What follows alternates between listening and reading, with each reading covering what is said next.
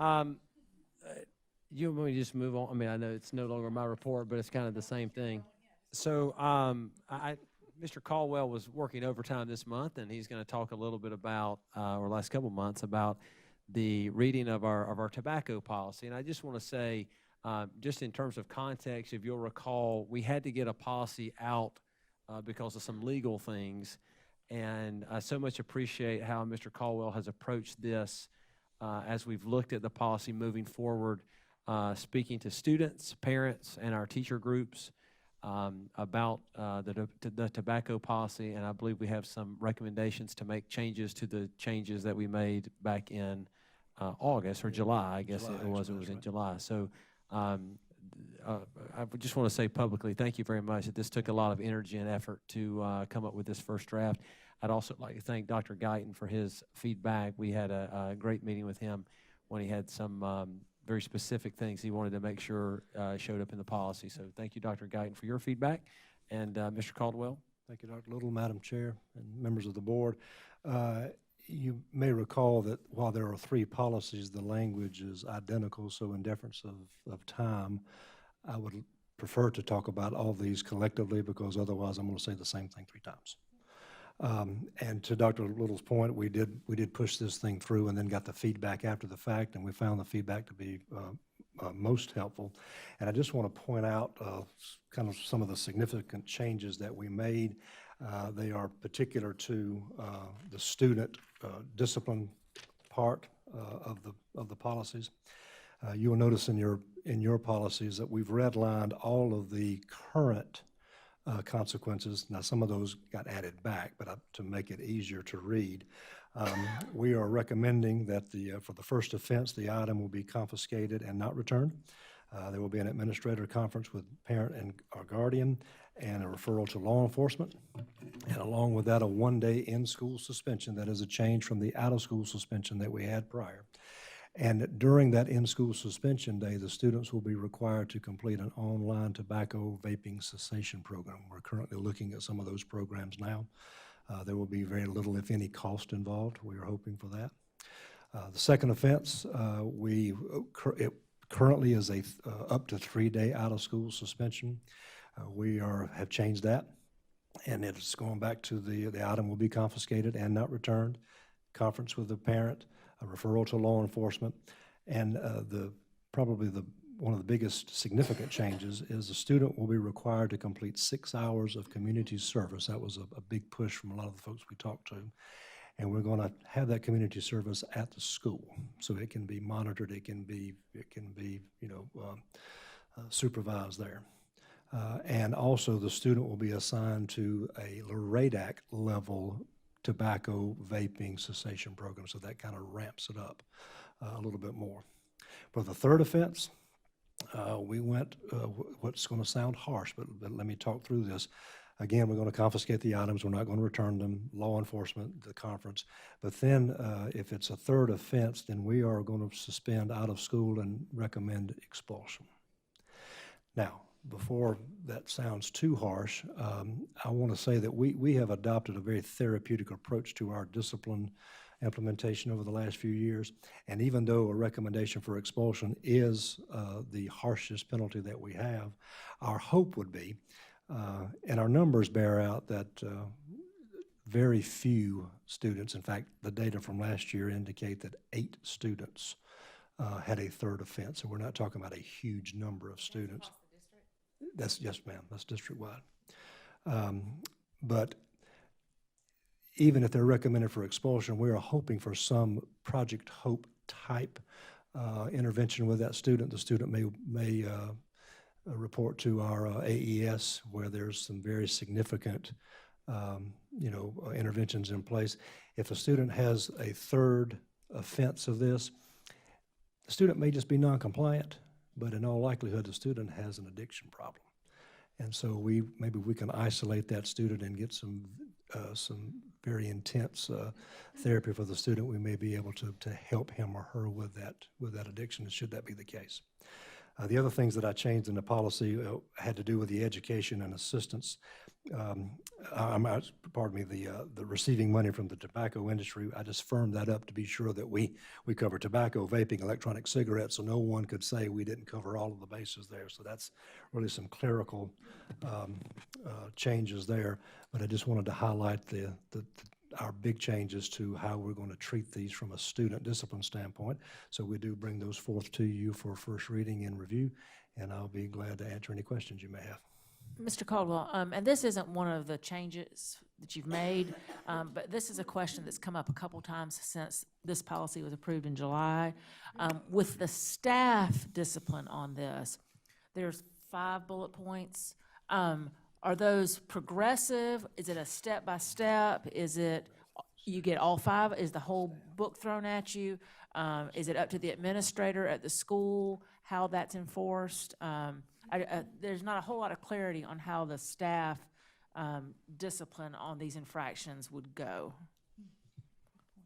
That's just. I would say it would follow, we have the code of conduct, so it would be addressed there for not following rules. I mean, we'd upslope them. That's the new verb in the district is you upslope someone, which is the company that we use their procedures, but we would just follow that. Is the code of conduct consistent with these bullets on here? Well, I don't know that we have a code of conduct that speaks specifically to say vaping, but it would be something that we don't permit staff to do on school grounds, so it would be not following school ground policies or whatever, and then we would do it based on that. And I would say to that point, during this next month, I'll certainly, HR and our department will get together to be, we'll compare what we have, and if there needs to be edits to that for a second reading, we can certainly add that.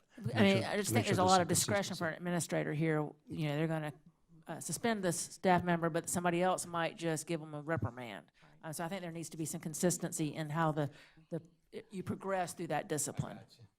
And also for contract and other workers and visitors and volunteers, the same thing. I had that in my notes too, a tiered system of consequences, similar to what the students have. So you know what happens on the first, second, and third offense. I'm sorry, Mary Beth was in my ear. I do apologize for that. Would you mind? That's okay. repeating I was that? just saying, I would like to see, I had that in my notes, a tiered system of consequences, first, second, third offense, broken down. I mean, same thing Anne Marie was saying. For adults, for For employees? staff, Okay. contract, visitors, volunteers, yes, everyone. Yeah. I would say, I think students are different than those other 3 groups. So students, we have an education correction obligation to. Those other 3 groups, I mean, they are here at the will of us as an employer or as a host. So again, they are adults, and so I think you know, we need to give our administrative leaders the leeway to deal with adults appropriately. So Very good. I think this, you know, this is an acknowledgement of both the duality of vaping, if you will, in the sense that, you know, the kids are being victimized at the end of the day, but also it's against the law. And so it's a tension that exists there, and you can't forsake one and not pay attention to the other. And so I think this provides both an educational opportunity for the student, but it also provides that that corrective measure, if you will. So it seems to be a very balanced approach. One thing I would caution against is the board commits to the following: maintaining a 100% tobacco and nicotine-free. Again, I think that's a tough one right there, the nicotine-free. There almost needs to be some sort of qualifier in there, unless a part of a smoking cessation program or something along those lines, because I think otherwise it's going to become it can become quite a headache to try to track if it's supposed to be 100% nicotine-free. Well, now you have to have this letter and that letter and so on and so forth. And so I think if we go ahead and lay out that nicotine-free, yes, in the terms of consumption of nicotine outside the scope of a smoking cessation program, directed smoking cessation program. You just can't go buy some Nicorette gum and say, I'm on a smoking cessation program. So that would be the only caveat I would put there. I think as a board, I think the AHA, American Heart Association, is having a very dynamic approach to vaping right now. They're spending millions upon millions of dollars. And one of the things is involvement of the legislatures and the policymakers. And so I think as a board, maybe the potential of us unifying with some of the other districts and such to basically develop a resolution to our policymakers that we need some tighter laws governing vaping, tobacco use in children, because, you know, it's the same playbook from big tobacco.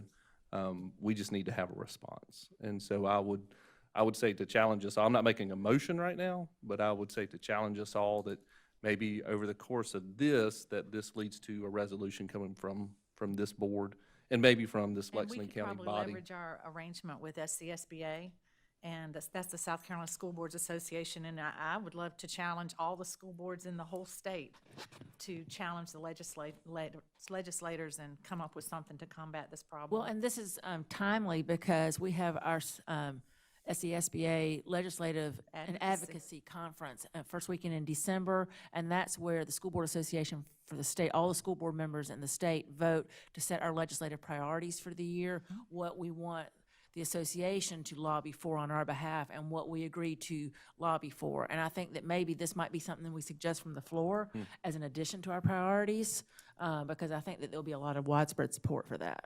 And I think Dr. Little's had a conversation with Chris Wooten. I've had a conversation with Paula Calhoun.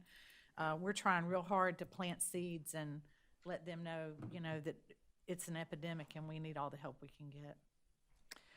That goes back, I did have a question. Since there's been so much negative about these people dying and having their lung transplants and these kids going into these comas all over the nation, have we seen a drop at all? I mean, have the principals reported any drops in vape usage, or is it still just as prevalent? I have not, they have not reported that there's been a drop, so I think the prevalence is still there. I don't have the numbers for this school year, but I don't have any. I'm just hoping that, the news is terrible coming out on it, so. Okay. Any other questions, board? I have a couple. Okay. I would really like to see that for the volunteers, the termination from volunteer positions. I just don't like that they can be removed. Well, first of all, we don't know if it's first, second, or third offense. But that's another reason I'd like to see a tiered system, because I'd hate to see schools lose volunteers because they're at their kids', football game and they're caught vaping or something. Okay. That's just how I feel. Right. Also, let's see here.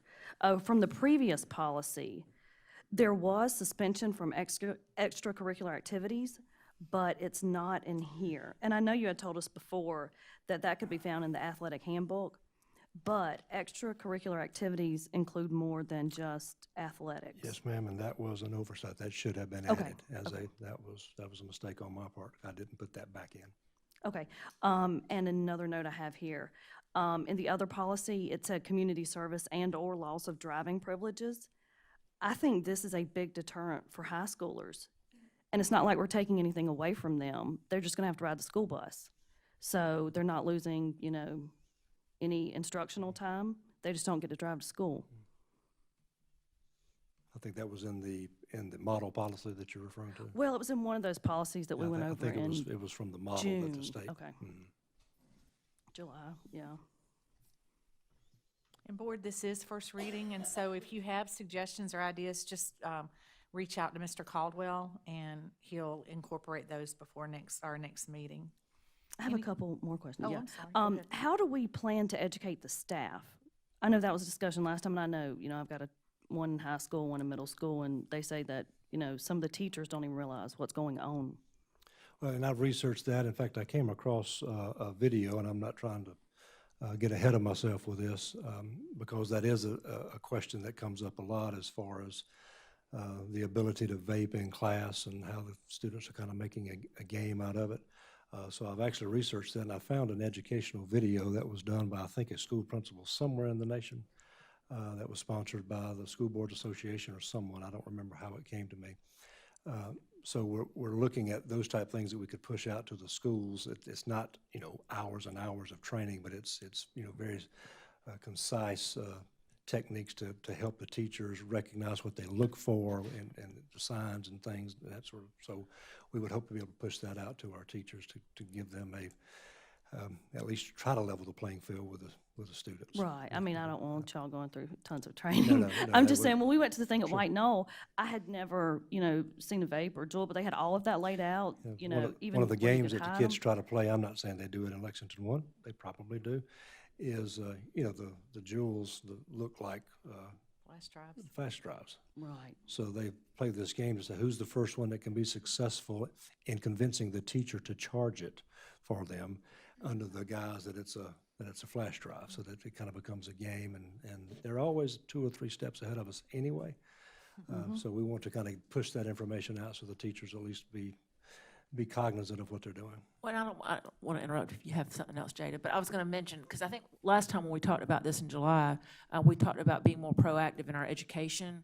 And I would like to see maybe using our district Twitter account or Facebook account with just did you know 1 vaping cartridge equals 2 packs of cigarettes? It has the nicotine. Just a quick fact that I think would reach our staff and our parents.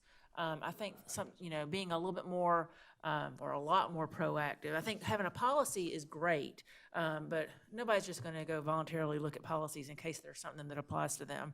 But they might read a 1 or 2 sentence Twitter blast, or maybe a Facebook post that has links to an article that was about something that was covered at the White Knoll event.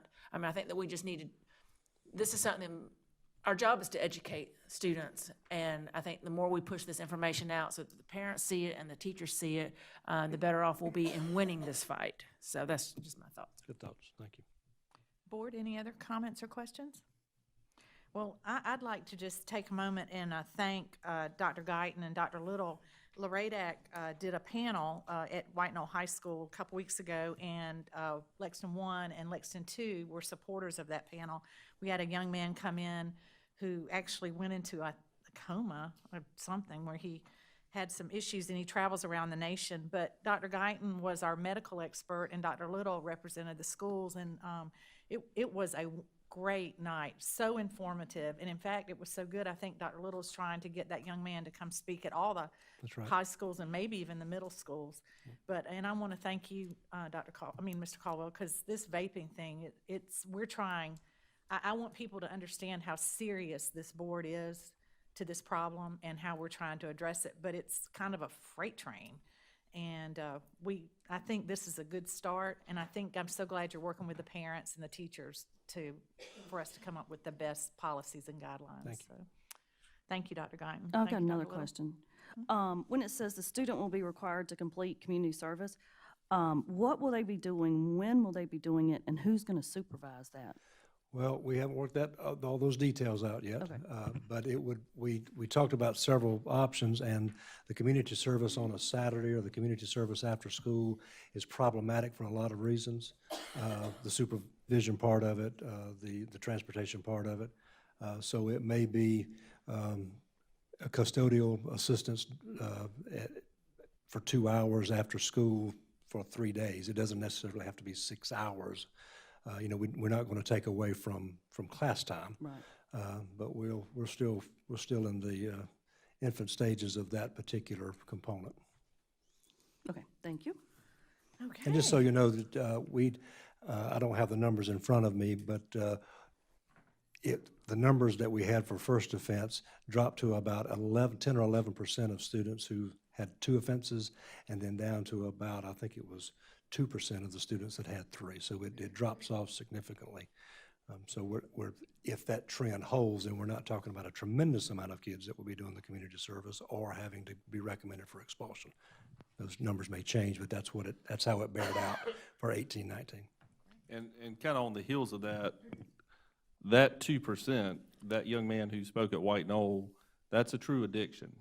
This kid was doing the equivalent of 4 packs of cigarettes a day. He was waking up in the middle of the night to vape, he So said.